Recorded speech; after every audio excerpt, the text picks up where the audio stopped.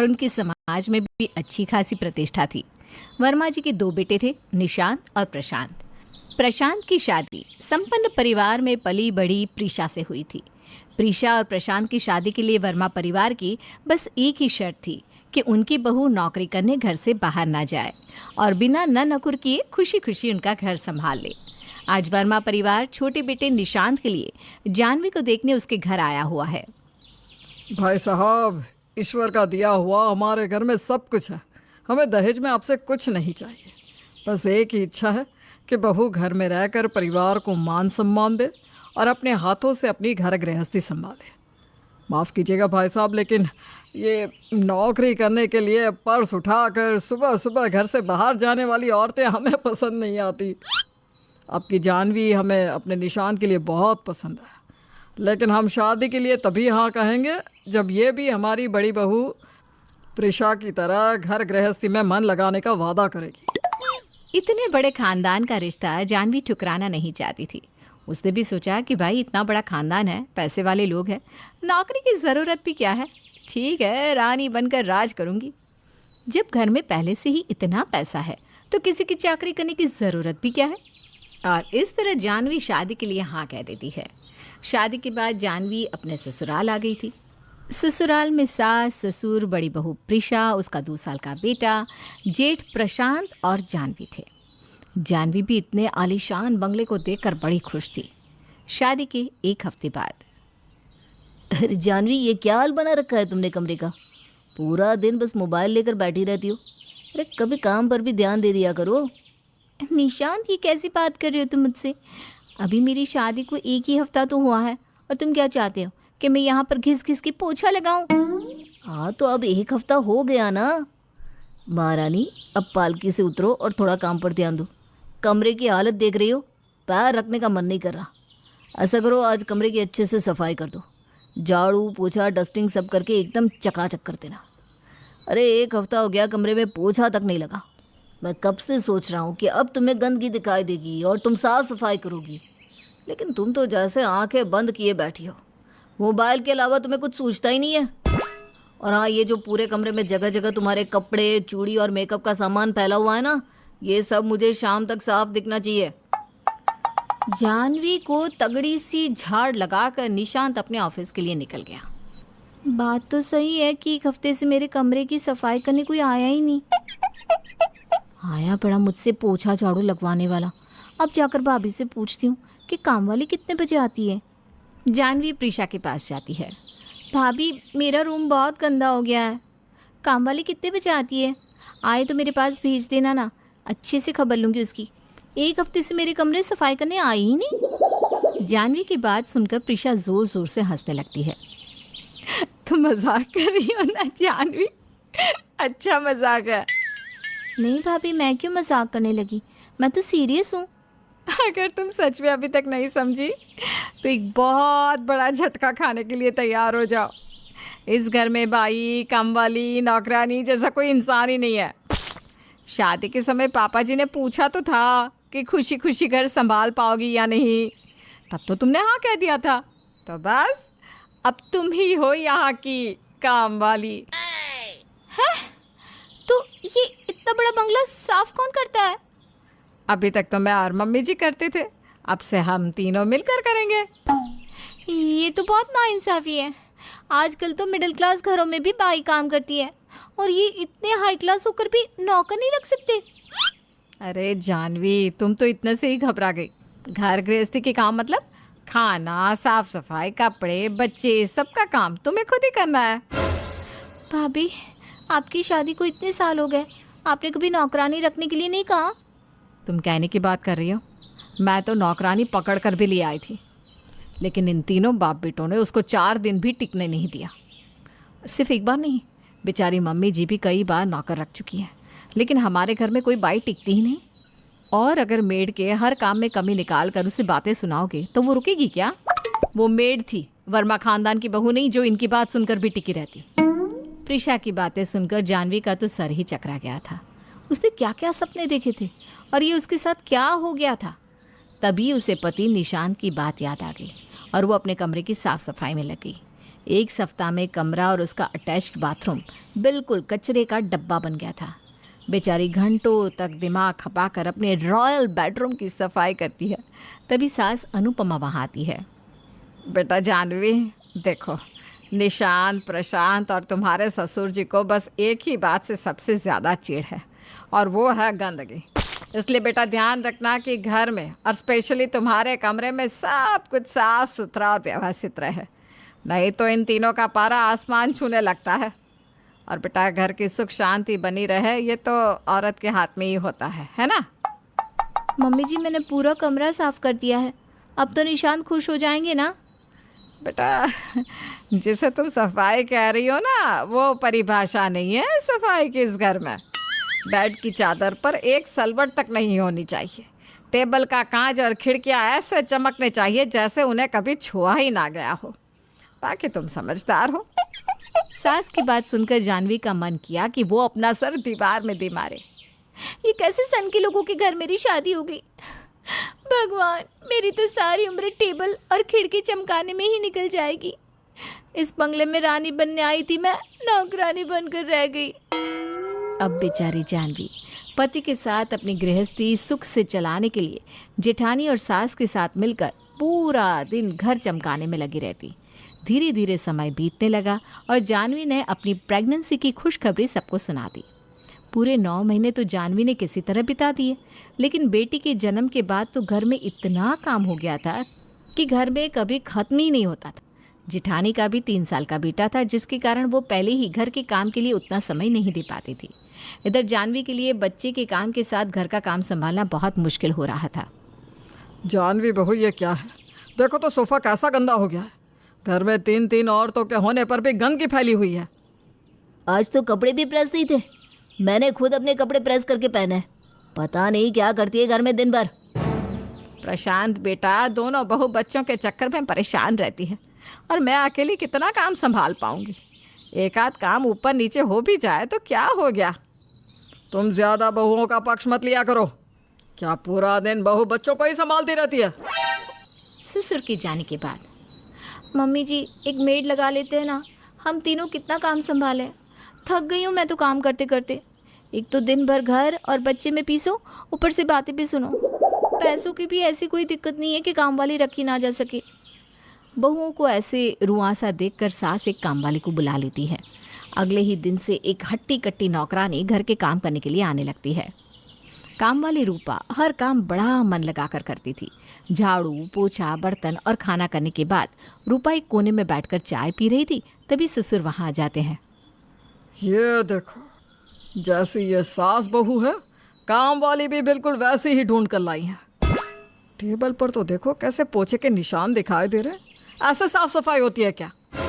ससुर इतना बोल ही रहे थे कि तभी निशान के चिल्लाने की आवाज़ सुनाई लगती है। रूपा, ये क्या कर दिया? ऐसे काम करोगी तुम? मेरी सफ़ेद शर्ट को मशीन में डालकर धोने के लिए किसने कहा तुमसे? ड्राई क्लीन की शर्ट थी वो। अब इस शर्ट के पैसे मैं तुम्हारी तनख्वाह से काट लूँ तो कैसा रहेगा? माफ़ कर दो साहिब, मुझे पता नहीं था, आगे से ऐसा नहीं होगा। उदास मन से रूपा वापस से डस्टिंग का कपड़ा लेकर टेबल को रगड़ रगड़ कर साफ करने लगती है। रूपा, ये बाथरूम के फर्श पर किसने डिटर्जेंट डालकर छोड़ दिया है? सच सच बताओ, तुम्हारा ही काम है ना? वो साहिब, मेरे को लगा थोड़ी देर डिटर्जेंट डालकर छोड़ देगी तो अच्छे से साफ़ हो जाएगा। मेरा पैर टूटते टूटते बचा है। तुम्हें ज़रा सी भी अकल नहीं है कि टाइल्स को कैसे साफ किया जाता है? कुछ देर बाद, मेरा हिसाब कर दो मेम साहब, मैं आपके यहाँ नहीं काम कर सकती।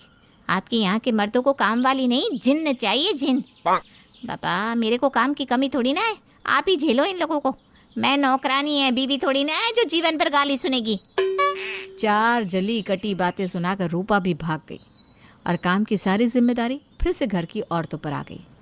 बात तो काम वाली की 100% सच थी कि काम वाली को आप जली कटी सुनाओगे तो वो अगले दिन से ही गायब हो जाएगी।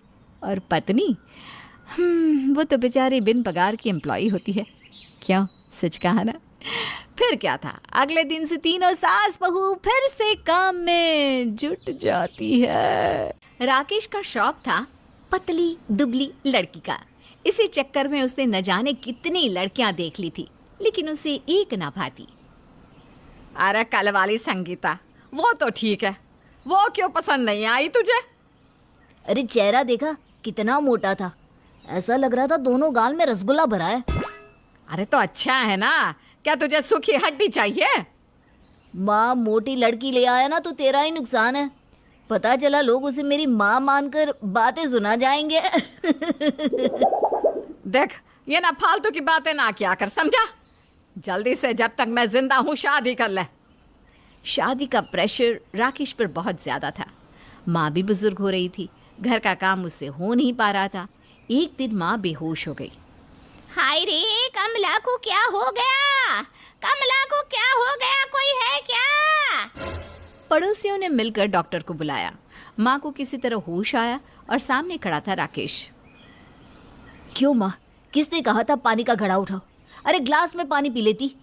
क्लास में तो तेरी माँ पी ही रहती, लेकिन तू कैसे पीता?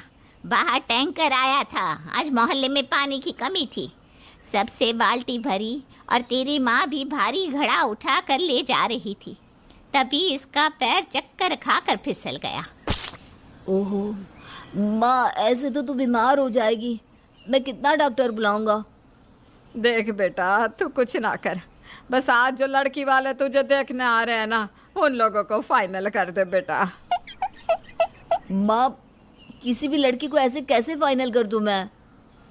तो क्या माँ को गिराता रहेगा? अरे घर के काम में उसकी मदद के लिए कोई तो चाहिए ना। या तो तू नौकरी छोड़ दे या घर में बहू लेकर आ जा। अब राकेश क्या करता? माँ को रोज मरते तो देख नहीं सकता था, ना ही पतली दुबली लड़की का सपना छोड़ सकता था।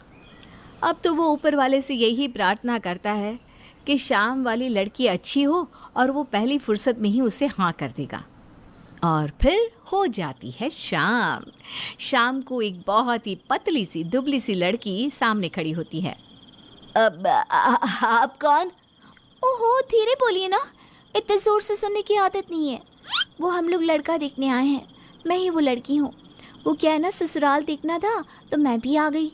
राकेश देखता है, हाय रे, ये तो इतनी पतली है कि दरवाज़ा ना भी खुलता तो नीचे से सरक कर आ जाती। अरे देखो ना, देखो देखो, खूब देखो, 2 तल्ले का मकान है, रहने वाले सिर्फ 2, तुम आ जाओगी तो 3 हो जाएंगे। दोनों बात कर रहे होते हैं कि पीछे से लड़की की माँ आ जाती है। बेटा बोलो तो हम बड़े भी बैठकर कुछ बात कर ले, या कहो तो इसे छोड़ जाते हैं।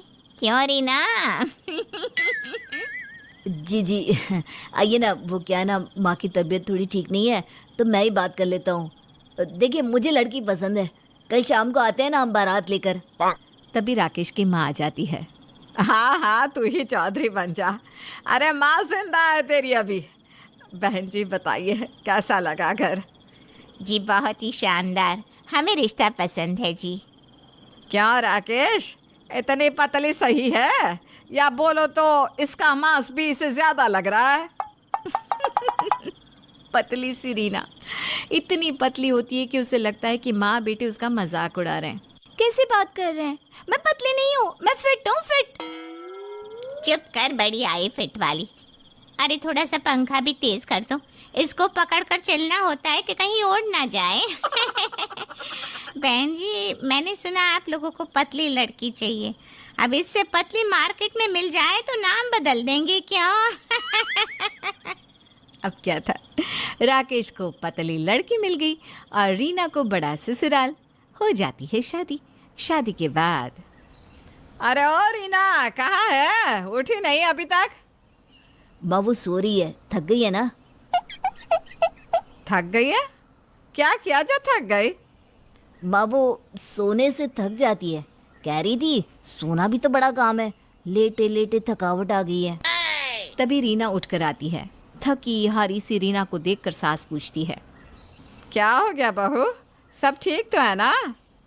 माँ जी वो क्या है ना, कमर में दर्द हो जाता है लेटे लेटे।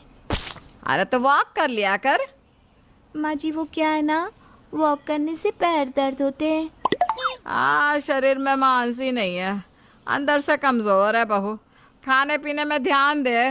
नहीं माँ, खाने पीने में ध्यान देगी तो मोटी हो जाएगी, और आप जानती है ना मुझे मोटी लड़की बिल्कुल पसंद नहीं है। हाय रे, अरे कम से कम चलने लायक तो हो।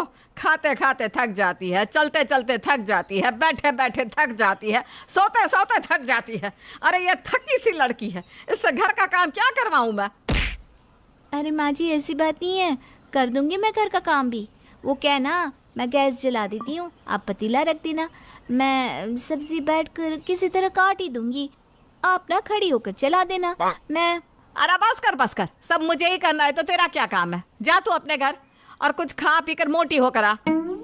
मोटी हो जाओ तो ना आना माँ, पता है ना मुझे मोटी लड़कियां पसंद नहीं है। अरे तो इतनी भी पतली किस काम की कि घर का कोई काम ही ना हो? कमजोर ऐसे कि कल को बच्चा भी कैसे पैदा होगा? बहू माँ बेटी की लड़ाई देख रही थी कि उसे चक्कर आ जाती हैं और वो गिर जाती है। लग रहा है खुशखबरी है, मैं दादी बनने वाली हूँ। अरे माँ, वो ज्यादा तेज आवाज में देर तक बात सुनती है ना तो थक कर बेहोश हो जाती है। जल्दी से जाकर पानी लेकर आ। सास बेचारी लंगड़ाती हुई किचन में जाकर पानी लेकर आती है। राकेश बहू के मुंह में पानी डालता है तो उसे होश आता है। सुनो जी, माँ जी को बता दो, मैं ज़्यादा देर तक बहस नहीं सुन सकती, कमज़ोरी चढ़ती है मुझे। हाँ हाँ, बता दिया है जब तू बेहोश हो गई थी तब। हे भगवान, पतली लड़की की चाहत में न जाने कागज का फूल ही उठा लाया है राकेश। तो क्या गमला चाहिए दम्मा तुझे? अरे देख तो कितनी प्यारी सी लग रही है, अप्सरा की तरह। अरे अप्सरा भी पंख फैलाती है, इससे तो पंखों का भार भी ना झेला जाएगा। क्या है माँ, क्यों हमेशा लड़ती रहती है? अरे लड़ नहीं रही हूँ मैं तो इधर माँ बेटे फिर शुरू हो जाते हैं। वहीं रीना को चक्कर आने शुरू हो जाते हैं। हाय रे, अरे चुप, देखो फिर बिखर रही है ये। पतली बहू की लालच में राकेश ने तो सारे रिकॉर्ड ही तोड़ दिए। अब आगे। माँ, मैं ना रीना को घुमाने ले जा रहा हूँ। हाँ हाँ बेटा, ले जा, क्यों नहीं। लेकिन रुक, पहले मैं मोहल्ले वालों को तो बता दूं कि मेरी बहू निकल रही है, तो जरा गाड़ी वाड़ी साइड कर ले। क्या पता किसकी आवाज से ये कहाँ बह जाए। देखिए ना माँ जी कैसे हमेशा मेरे पतलेपन का मजाक बनाती रहती है। अरे वो तो बहुत दूर दूर से रिश्ते आए थे मेरे लिए, लेकिन पापा ने कहा कि तुमको पतली ही बीवी चाहिए, इसलिए यहीं पास में कर ली शादी। हाँ, रिश्ते तो दूर दूर से थे, लेकिन तुझे दूर दूर तक पहुंचाता कौन? कैसे जाती तू दूर? रास्ते में ही तू तो दिखना ही बंद हो जाती। सास बोल रही थी कि रीना बैठ जाती है। क्या हो गया? अभी तो कह रही थी कि घूमने जाना है, अब बैठ गई। वो क्या है ना, सासू माँ पहले बोल ले फिर देखते हैं। क्या है माँ, तू भी ना। राकेश रीना को बाइक के पीछे बिठाता है और निकल जाता है मस्ती से। लेकिन ये क्या, जैसे ही बाइक तेजी पकड़ती है रीना छपक कर जमीन में गिर जाती है और राकेश निकल जाता है आगे। राकेश के जाने के बाद रीना किसी तरह घर के अंदर आती है और सास को सारी बात बताती है। मैंने तो कहा ही था कि मोहल्ले वालों को बता देती हूँ। मुझे क्या पता था कि मेरे ही बेटे को नहीं पता कि फूल जैसी बीवी है, जरा सी हवा में बिखर जाती है। अब बैठ, पास के घर में कीर्तन है, वहाँ लेकर चलूंगी तुझे। शाम को राकेश आता है। रीना अंदर खाना बना रही थी और सास सामने बैठी थी। माँ, वो रीना न जाने कहाँ टपक गई। मैंने बहुत ढूंढा लेकिन वो कहीं मिली नहीं। माँ, कहाँ होगी मेरी रीना? माँ, मेरे बेबी कहाँ होगी? माँ राकेश को नहीं बताती कि रीना तो कब की घर आ गई है। कहाँ होगी मतलब? अरे तेरे साथ तो गई थी। देख बेटा, हो सकता है कि हवा के साथ बह गई हो, इसीलिए तो कहती रहती हूँ कि लड़की के अंदर इतना तो मांस हो कि वो खुद को संभाल सके। अरे कम से कम ताकत तो हो, पतले के चक्कर में कमजोरी कहाँ तक सही है? हाँ, बात तो सही कह रही है, लेकिन अब क्या करूँ, कहाँ से लाऊं मेरी रीना को? अगर मैं ले आऊँ तो तू उसे पतली रखने की जिद तो नहीं करेगा ना? नहीं माँ, कभी नहीं, इस जन्म में नहीं करूँगा। सास रीना को बाहर बुलाती है। राकेश बीवी को देखकर खुश हो जाता है। नहीं नहीं, मुझे पतली और कमज़ोर नहीं, स्वस्थ और ताकतवर बीवी चाहिए। तुम अपना ध्यान रखो रीना, खूब खाया करो। तुम मोटी भी हो गई ना तो भी मैं तुमसे ही प्यार करूँगा। क्या है बहू, कुछ करवाती क्यों नहीं? अपने रंग के लिए ये तमाम दुनिया भर के क्रीम पाउडर इस्तेमाल किया करना। जी माँ जी, मैं बिल्कुल कल ही बाजार से ले आऊंगी। अगले दिन सास बहू के पास जाती है। ये ले, बेसन का घोल है, लगा ले चेहरे पर, और हाँ, सूखने के बाद रगड़ कर निकाल देना, गोरी हो जाएगी 10 दिन में। एक दिन पड़ोसन आती है। क्या बात है रमा बहन, बहू का रंग तो बड़ा दबा दबा है। क्या मजबूरी थी ऐसी है? हमें भी तो बताइए। अरे भाई, वो कहावत है ना, जो दिल आ जाए काली पर तो गोरी क्या चीज है। न जाने क्यों मेरे बेटे को यही पसंद आ गई। अरे हमारे घर में तो कोई इतना काला घूमे ना तो हम तो डर ही जाए। भाई बहू, तुम रात में तो कमरे में ही रहा करो, और हाँ, छत में तो भूल से भी ना जाना। वो क्या है ना, बच्चों वाला घर है हमारा, तो कहीं डर ना जाए। पड़ोसन वहाँ से चली जाती है, लेकिन सास के मन में चिंगारी जला जाती है। वो अब ज्वाला बनकर भड़कने ही वाली होती है। माँ, मैं ऑफिस जा रहा हूँ और शाम को तैयार रहना, हम लोगों को एक पार्टी में जाना है। अरे तू ही चला जा, और इस काली नजर बट्टू को भी ले जा। अरे नहीं नहीं माँ, पड़ोस की बात है, मेरे बचपन के दोस्त के घर पार्टी है, वहाँ सभी लोग होंगे, तो हम साथ में चलते हैं ना। माँ काली बहू के साथ बिल्कुल नहीं जाना चाहती, लेकिन करती क्या, बहू तो बहू है, अब कहाँ छुपा दे। पार्टी में सास उसकी पड़ोसन से कहती है, अरे तुम भी आई हो? हाँ जी, अब मोहल्ले की बात है, वैसे आपकी वो बहू भी। सास कुछ नहीं बोलती। ये देखिए, ये मेरी बहू है, कितनी गोरी चिट्टी है ना। अरे कई बार तो छत पर चली जाती है तो लोगों को लगता है चांद ही निकल आया। सास अपनी काली बहू की तरफ देखती है और अफसोस करती है, किस्मत वाली हैं आप। लेकिन फिर वो बात बदलने के लिए कहती है, भीड़ कितनी है? इतनी है कि लगता है कि खाने के लिए कुश्ती लड़नी होगी। जिसे देखो खाने पर टूटा पड़ा है। अरे मेरा तो भूख से बुरा हाल हो रहा है। तभी काली बहू सास के लिए खाना लेकर आती है। माँ जी, ये लीजिए, खाना खा लीजिए, मैं भी इनके साथ वहाँ बैठकर खा रही हूँ। अरे वाह, इतनी भीड़ में भी सास के लिए खाना ले आई। फिर वो अपनी बहू की तरफ देखती है। मैं भी अपनी बहू को ही बोलती हूँ कि वो खाना लेकर आए।